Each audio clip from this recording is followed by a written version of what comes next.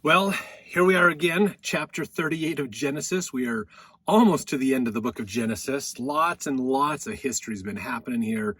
You got to realize that the book of Genesis covers a couple thousand years of history in one book. So there's really a lot that we're not getting as far as world history, but there's some pretty important stuff for us to learn, absolutely, from what we're getting here in Genesis in the Old Testament. So chapter 38 has a couple of interesting stories that I don't think people fully understand this story. So this is some of the folly of Judah, you could say, in here. So Judah, of course, has three sons by a Canaanite woman. So he married outside the family, basically married a descendant of Ham, which was forbidden. He shouldn't have, but he did. And Onan are slain by the Lord. Tamar, disguised as a harlot, bears twins by Judah. So we're going to learn a little bit more about some of the culture and things that happened back then as well. All right, so let's get into this. Verse 1, and it came to pass at that time that Judah went down from his brethren and turned into a certain Adullamite, whose name was Hirah. And Judah saw there, so what it means is he went down to this person. Adullamite is the name of that, basically the name of that tribe or culture. So he went down to there and went to this person named Hirah, went to their house basically. And Judah saw there, this is verse 2, Judah saw there a daughter of a certain Canaanite, whose name was Shua. And when he took her, he went in unto her. So Judah's out getting a wife. He found this woman of a certain Canaanite. We don't know who that certain Canaanite was, but he took his daughter to be his wife, basically. And of course, they got married. They have kids. Their oldest son was named and he's talked a bit more back in. If you go to First Chronicles, you'll hear a little bit more about him. And then verse 4, and she conceived again and bare a son, and she called his name Onan. So Onan is in there as well. You can look him up in the Bible dictionary. You can see him there. Onan, that name is in there. So verse 5, and she yet again conceived and bare a son and called his name Shelah. And he was at Chezib when she bare him. So Chezib is the location where he was born. So verse 6, and Judah took a wife for his firstborn, whose name was Tamar. So Judah has three sons, and Judah coordinates to basically have a son for his oldest basically. So that was kind of as arranged marriage a little bit was in here. Her name was Tamar. So there's this woman named Tamar, and remember, whenever we hear women's names being used in scriptures is because there's some significance to them. They're not necessarily casually mentioned a lot. A couple times you hear casual mentions, but usually they're there to help understand this story, or they play a significant role in the story that's going on. So Tamar is her name. And we have this in verse 6. So I have a note here. Let me pull up this note real quick about this. This is something that we get from Hugh Nibley talks about this. Gives us a little bit of information here from some other ancient records as well. He says, when Judah's son refused to accept a Canaanite woman for his wife because of her race, according to the book of Jubilees, God smote him. So this is what we're looking at here. If we look at this, verse 7, just to give you a little bit of background here, verse 7, and Judah's firstborn, was wicked in the sight of the Lord, and the Lord slew him. So Judah picked Tamar, who was another Canaanite. So they were born, these three boys were born of a Canaanite mother. And when Judah brought another Canaanite woman in to be their wife, her name is Tamar, wouldn't take it. And so according to this, he was slain. It says the Lord slew him. That could be, again, I think we're not fully getting the full story. It could be that God slew him. Maybe Judah was mad and killed his son because he didn't think that was good. So we hear about this, basically. Now, that usually what happens is the wife goes to the next son, and then the next son has that person for wife, and so it kind of goes through his sons, And there are some problems here, basically. So this is such an interesting story when you look at the culture. So if you look at verse 8, Judah said unto Onan, go unto thy brother's wife and marry her and raise up seed to thy brother. So, and there's this story, and there's another one coming up in a little while where we hear this tradition of when one son gets married, and dies, then the wife goes to the next brother in line, basically. Which to our day and age sounds totally crazy, totally weird. So maybe he did get married, but he wouldn't have any kids by his wife or something like that. That is a possibility of why he was punished. That actually ties into the other story that's coming up a little bit later.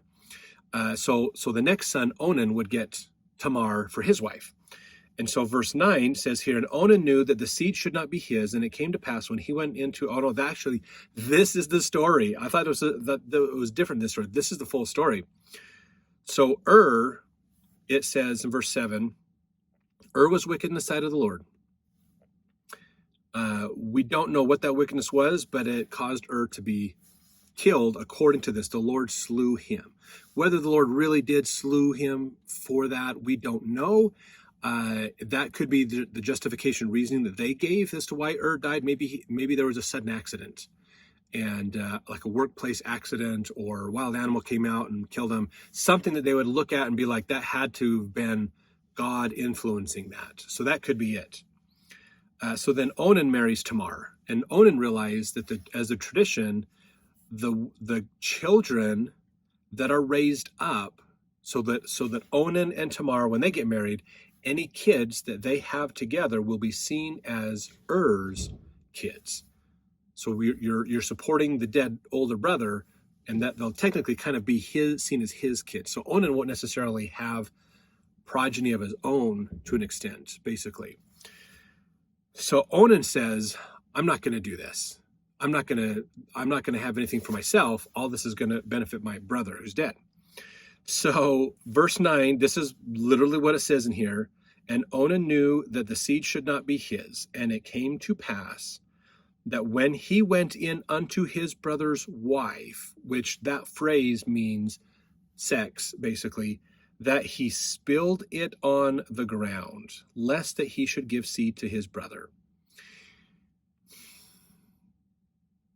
Now that is exactly what it means. If you're like, wait, did he really say that? Is that really what happened?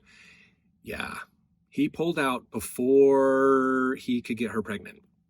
So at least they understood that an anatomical process enough to realize, oh, I'm about to get to a point where I could get her pregnant, so I am not going to get her pregnant, basically. So he finished off without her, basically. You never know what you're going to get in some of these ancient stories, honestly. It's so crazy. It is just crazy. Now, verse 10, and the thing which he did displeased the Lord, wherefore he slew him also. Then said Judah to Tamar, his daughter-in-law, remain a widow at thy father's house, till Shelah my son be grown. For he said, lest peradventure he die also, as his brethren did, and Tamar went and dwelt in her father's house. So died because he did something wicked. Onan died because he wouldn't get his brother's wife pregnant, which is breaking the law. So he died. And so Judah's like, okay, Tamar, my third son, he's too young to get married. He's still a kid. So I need you to go live with your parents again and be a widow because your husband has died. So act as a widow. So there's traditions and rights and things that happen. She can't date or have any relations with anybody and other things like that because she's a widow. There's certain mourning and other things that have to go along with that. And then he says, when my youngest son is old enough, I will send for you and then you can marry him. So there's probably a pretty good, maybe 15, 20-year difference possibly between Tamar and his last son, Shelah. So, and he's kind of worried, Shelah might die. So let's hold off on this for a little bit. So he kind of says, Tamar, go back to your parents, live there for a while, then we'll come get you when we're ready to have you marry the next son. So that's what happened, basically. It's such a crazy story that happened. So let's get into this note. I wanted to tell the story before I got into the what Hugh Nibley's talking about, because it adds some context to that whole story, basically. So that's the first part of the story, really. So here's what Hugh Nibley said. When Judah's son refused to accept a Canaanite woman for his wife because of her race, according to the book of Jubilees, God smote him. When Judah himself tried to take advantage of the same woman as an inferior, God smote him too. That's in Jubilees 41, 23 to 25. This is in the 45th Jubilee, in the second week, in the second year, Judah took for his firstborn a wife from the daughters of Tamar, named Tamar. So this is what the book of Jubilees says. But he hated and did not lie with her because his mother was of the daughters of Canaan, and he wished to take him a wife of the kinsfolk of his mother, which was Canaan. But Judah, his father, would not permit him, and the firstborn of Judah, was wicked, and the Lord slew him. And Judah said unto Onan, his brother, go unto thy brother's wife, perform the duty of a husband's brother unto her, raise up seed unto thy brother. And Onan knew that the seed would not be his, but his brother's only, that he went into the house of his brother's wife and spilt the seed on the ground. There's that exciting story there. And he was wicked in the eyes of the Lord, and he slew him. And Judah said unto Tamar, his daughter-in-law, remain in thy father's house as a widow till Shelah my son be grown, and I shall give thee to him to wife. And he grew up, but Betsuel, the wife of Judah, did not permit her son Shelah to marry. And Betsuel, the wife of Judah, died in the 5th year of this week. So this is a little bit more that we didn't get in the Old Testament, that Betsuel, Judah's wife, died. She was a Canaanite. In the 45th Jubilee, in the second week, the second year, Judah in the 6th year, Judah went up to shear his sheep at Timnah, and they told Tamar, behold, thy father-in-law goeth up to Timnah to shear his sheep. So there's more to this story. And so so here's the thing. I'm going to just read this, and then we'll go back and do the Old Testament side. I don't want to jump back and forth a whole lot. Let me read this, what we get from the book of Jubilees, and then we'll go back and read what it says in the Old Testament to compare them. So Tamar hears, hey, your father-in-law is going to be in town. He's going to be near here. He's shearing his sheep. So he's taking his sheep into where they can get sheared. They can collect that wool and then process it to make clothes out of. So they told Tamar, behold, thy father-in-law goeth up to Timnah to shear his sheep. And she put off her widow's clothes and put on a veil and adorned herself and sat in the gate adjoining the way to Timnah. So there's a tradition for a woman in mourning, for a widow, to have certain clothes on. So a man could look and say, oh, that is a married woman. That is a woman who's a widow. So there's culture and tradition around that. These are the women that I can talk to. Those women I'm not allowed to talk to, is kind of what it is. So she took off those clothes and put on the clothes of what you'd have more of a younger woman or an available woman to have. So he says here, and as Judah was going along, he found her and thought her to be an harlot. And he said unto her, let me come in unto thee. And she said, come unto him. She said unto him, come in. And he went in. So he thinks she's a prostitute, just on the side of the road, waiting for the caravans to come through to make some money, basically. And so he decides, it's been a long journey. I need some accompaniment. So I'm going to go in unto her. So he did, not realizing who it was. He doesn't know who it is yet. So, and then she said unto him, give me my hire, meaning give me, you got to pay me. And he said unto her, I have nothing in my hand save my ring that is on my finger, and my necklace and my staff which is in my hand. And she said unto him, give them to me until thou dost send me my hire. And he said unto her, I will send unto thee a kid of the goats. And he gave them to her, and he went in unto her, and she conceived by him. So these stories are just crazy. So she's like, hey, you got to pay me. And he's like, I don't have any money to pay you. All I have is this ring on, and I have this necklace and my staff. She says, I'll tell you what, I'll take that as collateral until you can pay me. And he says, great, I will send you, when my sheep have babies, I will send you some of those. Because animals back then translated to wealth. Okay. Money wasn't so much a big deal. They didn't have commerce like we have today. Their economy was focused not on what we'd call a fiat currency today, a currency that just floats and is controlled by a government. Back then, it was barter. It was the intrinsic value of the actual thing. So your coins were gold and silver itself, not because they were backed up by a government, but because the value of the gold and silver itself meant something. The value was in the actual coin itself. Whereas in today's world, most of our money has no intrinsic value. The value is in the support of the government that is backing it.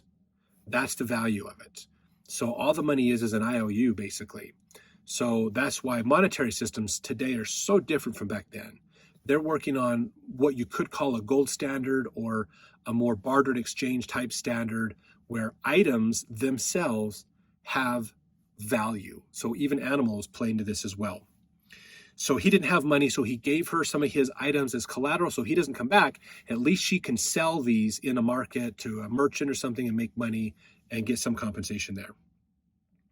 So that's what happened. But we find out she got pregnant from this incident. So maybe, I don't, obviously they know what happens and how pregnancy works because Judah's sons knew what to do to not get get Tamar pregnant. So but apparently Judah either didn't care, didn't worry about it, whatever. Which begs the question: what happens to all those kids that are born to women who are harlots or prostitutes? How does that work out? That's a whole nother problem in your economy, in your ecosystem. That's probably where a lot of slaves come in, indentured servants, things like that. So she gets pregnant. She has a baby, basically. So this is now we're looking at this. And Judah went unto his sheep, and she went to her father's house. Judah sent a kid of the goats by the hand of his shepherd, an Adulamite, and he found her not, and asked the people of the place, saying, where is the harlot who was here? And they said unto him, there is no harlot here with us. So the Judah sends one of his servants with the payment, these sheep, to go give them to her. So he goes over to this city, but near Timnah, and he can't find the woman, because usually she'd be out and about again. People would know that's the prostitute lady, kind of a deal. She'd have a reputation in the community. And so he can't find her. So he asks around, where is this woman? Where is this harlot? And they're going, there are no harlots among us. There is no woman like that.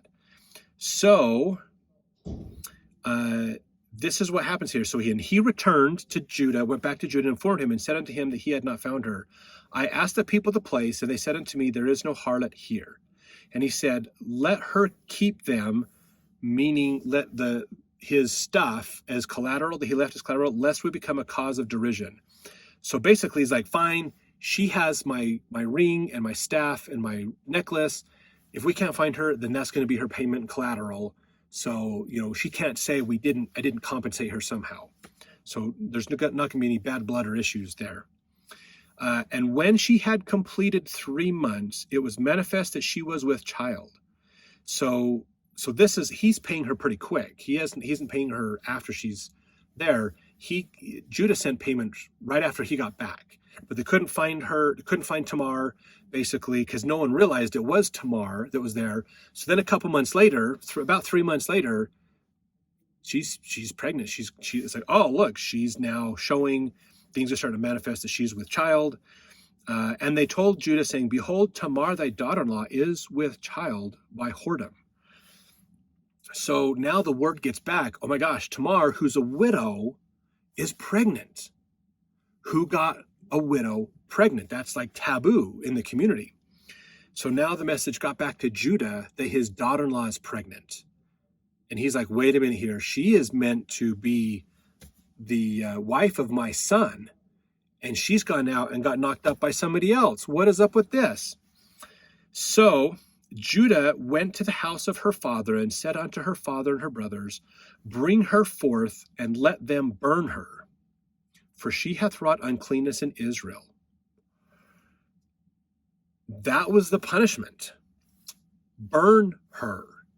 Okay, this is in a way in today's Arabic society. If you look at some of those Arabic countries, they have this thing called virtue killings that they do. It's kind of the same idea of if a woman's virtue has been taken, then it's okay to kill that woman.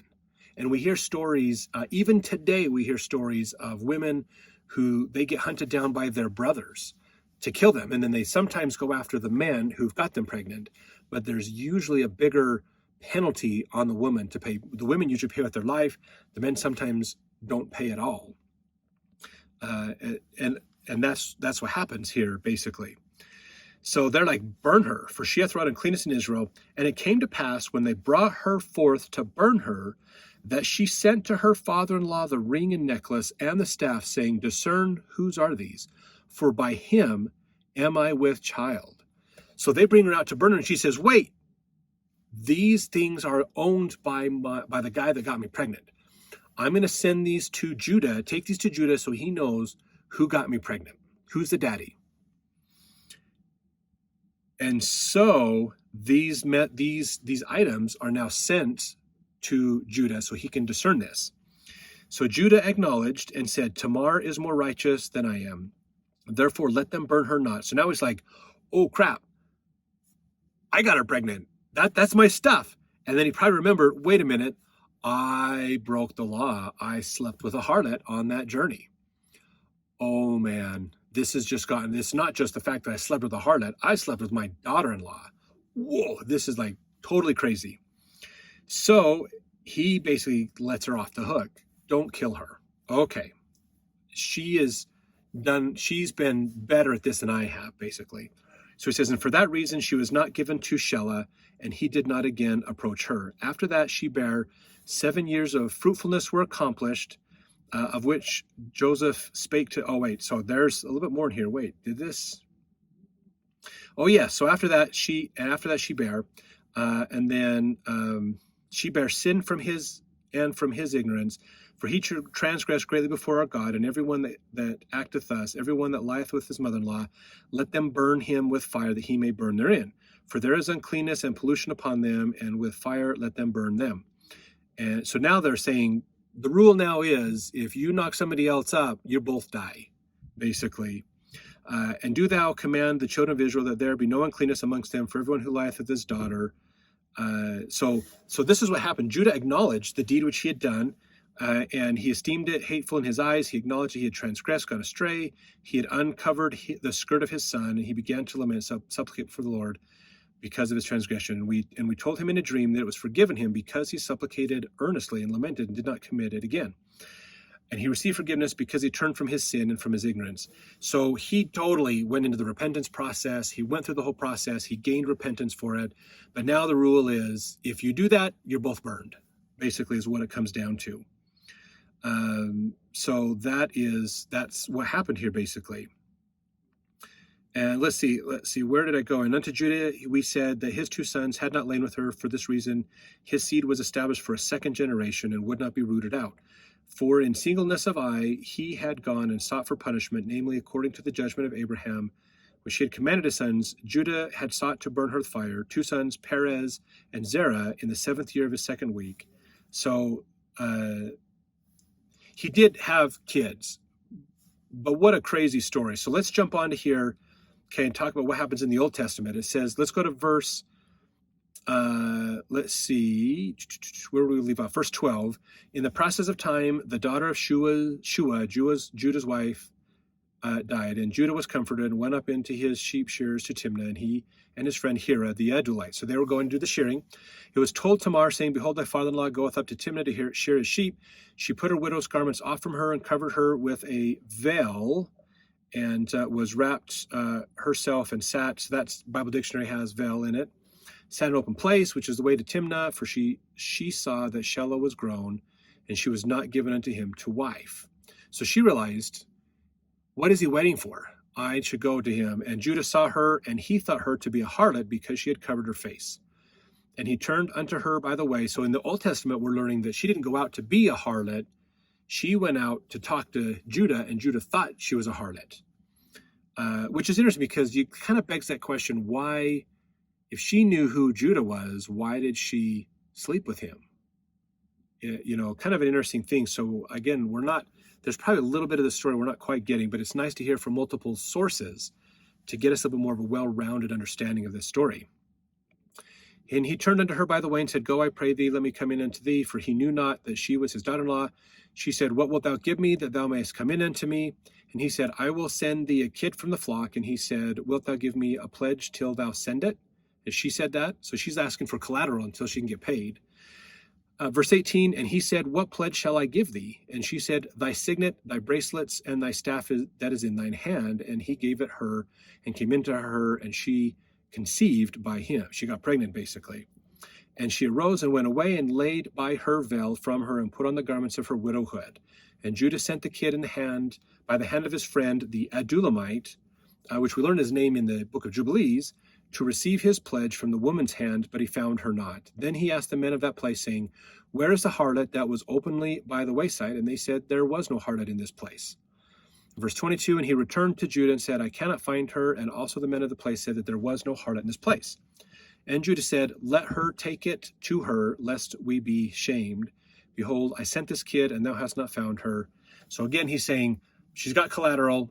She can keep it then. That's fine. We'll call it even. And we tried to get her the real payment, but we didn't get it. And then verse 24, it came to pass about 3 months after that it was told Judah, saying, Tamar thy daughter-in-law hath played the harlot. And also, behold, she is with child by whoredom. And Judah said, Bring her forth and let her be burnt. So that's where we're getting into this situation. Now, the Hebrew word here, verse 21, we're talking about harlot, means cult prostitute. So it isn't just any prostitute, but a delicate language to find out where she is. So cult prostitute, they're part of an organization, not just some woman out there looking to make a buck. Basically, that's what the Hebrew word harlot means. So now Judah says, okay, bring her forth, let's burn her, she's committed sin. And that's in verse 25, when she was brought forth, she sent to her father-in-law, saying, By the man who these are, am I with child? And she said, Discern, I pray thee, whose are these, the signet, the bracelets, and the staff? And Judah acknowledged them and said, She hath been more righteous than I, because that I gave her not to Shelah my son, and knew her again no more. So Shelah never got married to Tamar, basically, and Judah left her alone too. And it came to pass in the time of her travail that, behold, twins were in her womb. So this is a little bit more that we learn, is she didn't just have one son, she had twins. It came to pass when she travailed that the one put out his hand, and the midwife took and bound upon his hand a scarlet thread, saying, This came out first. So she's giving birth, the first kid, his hand popped out as he's coming out, and so the midwife tied a little ribbon to his wrist to let him know he's the first one. He came out first, so he's the oldest. Verse 29, and it came to pass as he drew back his hand that, behold, his brother came out. And she said, How hast thou broken forth? This breach be upon thee. Therefore his name was called Pharez, which talks about the breach. So the one boy stuck his hand out, and then they pulled it back in, and then the other one came out. So the other one actually ended up being the real one, born first. I could not imagine going through that kind of a delivery where the kids aren't lining up. They're kind of in competition to come out. One gets his hand out, so they tie a wrist bracelet to it, a little ribbon, but then his hand goes back in, and then the other baby comes out first. So Pharez was the one that finally made it all the way out first. Verse 30, and afterward came out his brother that had the scarlet thread upon his hand, and his name was called Zerah. So now Judah has twins, unfortunately through his daughter-in-law, but we learn, of course, in the book of Jubilees that he did repent. He did do his best to right the wrong and probably raise these boys and help them out. But that was it for Tamar, and no more. She's not having any more kids. And of course, Shelah now had to go marry somebody else because it messed it up. So totally crazy story. But we can see now, Reuben has had problems, Levi, Simeon, Judah. So those are the four. Remember, those are the first four sons of Leah. They've had some problems, basically. And so now it should be getting clear why they didn't get the birthright, basically. And it ended up going to Joseph. So that's chapter 38. Leave in the comments, what do you think about this story? What are some of the interesting things you learn about the culture of these Old Testament times? Some of the thoughts, ideas you have about this, would love to hear in the comments, those things. Like the videos, comment about them, share them with other people if you enjoy them, to help more people out to learn about our channel and what we're doing, to just help people understand the scriptures better and come to know God more. So thanks for watching. We really appreciate it. We'll see you on the next chapter.